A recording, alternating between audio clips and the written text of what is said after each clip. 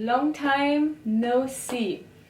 I am so sorry I didn't upload any more videos recently. I was super busy, by the way, with knitting as well, which I guess is not a very good excuse, but I'm having fun. I'll quickly show you what I'm doing at the moment. So I got this wool, which is wool from Shetland, from the sheep there.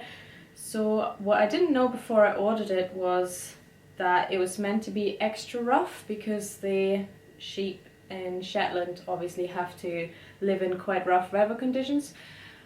But I actually don't mind it. I like it because it's really rustic, you know, and also I don't have to wear these socks that I'm making at the moment because they're for my husband, so yeah, but don't worry, he doesn't mind the itch. I'm more sensitive.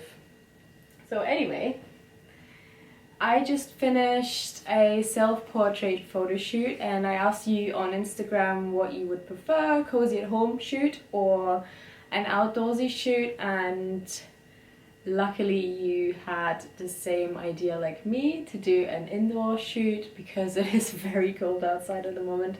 Actually, it was quite difficult to do. Like, I can't even remember when the last time was that I filmed like a behind the scenes and I did a self-portrait photo shoot indoors. I've done a few outdoors since the last time and they were really easy. Like, I was like, yeah, this is going to be fine, indoors is going to be exactly the same.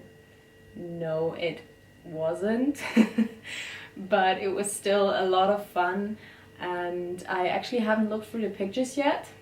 I hope they're not out of focus, because that's actually one of my biggest struggles, to get them in focus.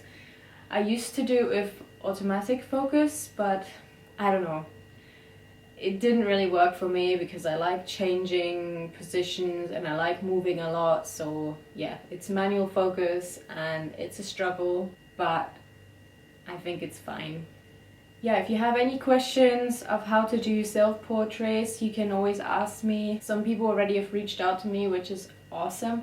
I like giving advice, and I've been, throughout this lockdown, I've been watching some YouTube channels. I think one is called The Cottage Fairy, and I love her videos. They're so calming, and she's working with natural materials, and she's living in this cottage in the countryside, and it's so beautiful.